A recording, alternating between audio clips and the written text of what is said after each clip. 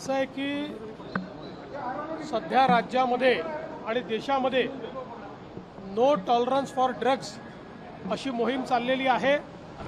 मोठ्या प्रमाणात intelligence gather करून त्या इंटेलिजन्सच्या आधारावर कारवाया चाललेल्या आहेत आणि कुठल्याही परिस्थितीमध्ये हे जे ड्रग्सचं जाळं आहे त्याची पाळंमुळं खणून काढणं हा प्रयत्न चाललेला आहे।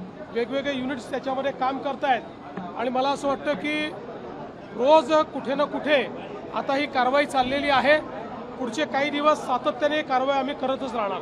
सर, यंदा अल निनोचं संकट आहे। एक रिपोर्ट समोर आलाय की राज्यातील 353 पैकी 181 तालुक्यांमध्ये अवर्षण राहू शकतो यंदा। बघा, हे यापूर्वीच मी सांगितलेलं आहे, अल निनोचं वर्ष आहे। ॲव्हरेज पाऊस जरी 92% असला तरी देखील विशेषतः मराठवाडा, पश्चिम विदर्भाचे काही जिल्हे, उत्तर महाराष्ट्राचे काही जिल्हे आणि आपला अवर्षण प्रवण भाग या भागामध्ये त्यापेक्षा कमी पाऊस पडण्याची संभावना आहे। आणि म्हणूनच शेतकऱ्यांनाही सातत्याने मी ॲडवायझरी देतो की त्यांनी पेरणी कधी केली पाहिजे जेणेकरून दुबार पेरणीची वेळ येऊ नये।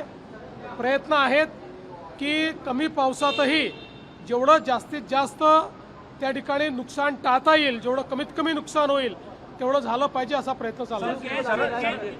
शरद पवार 85 फ्यूल आलेला आहे। महाराष्ट्रात सगळ्यात जास्त ऊस होतो, महाराष्ट्राला उत्तर प्रदेशला सर्वाधिक फायदा होणार। सर्वात जास्त फायदा आपल्याला महाराष्ट्राला होणार आहे, कारण इथेनॉलची सर्वात जास्त निर्मिती महाराष्ट्र करतो आणि आता ज्या प्रकारे केंद्र सरकार इथेनॉलला फ्युएल ब्लेंडिंगमध्ये आणि 100% इथेनॉलवर चालणाऱ्या गाड्या या गोष्टींना ज्या प्रकारे त्या ठिकाणी प्रायमसी दिली जाते, मला विश्वास आहे की आपल्या शेतकऱ्याला त्याचा फार फायदा होईल। शरद पवार म्हणाले की इंधनचे दर आणि पेट्रोल एलपीजी दर जे वाढत आहे राजकीय हादरे येणाऱ्या काळात बसतील।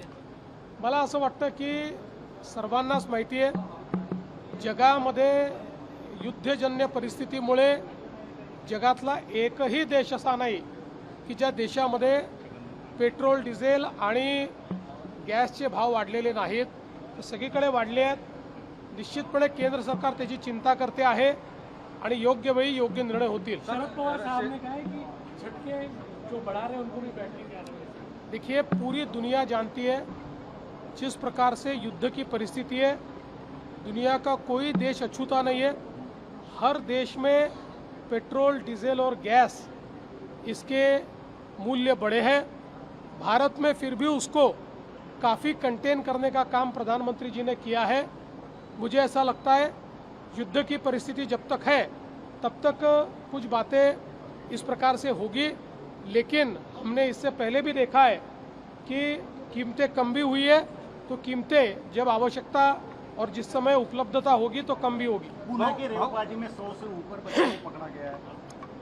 अभी बहुत बड़ा पैमाने पर कार्रवाई चल रही है और महाराष्ट्र में ज़ीरो टॉलरन्स फॉर ड्रग्स ये हमारा प्रयास है, इसी के तहत ये कार्रवाई चल रही है।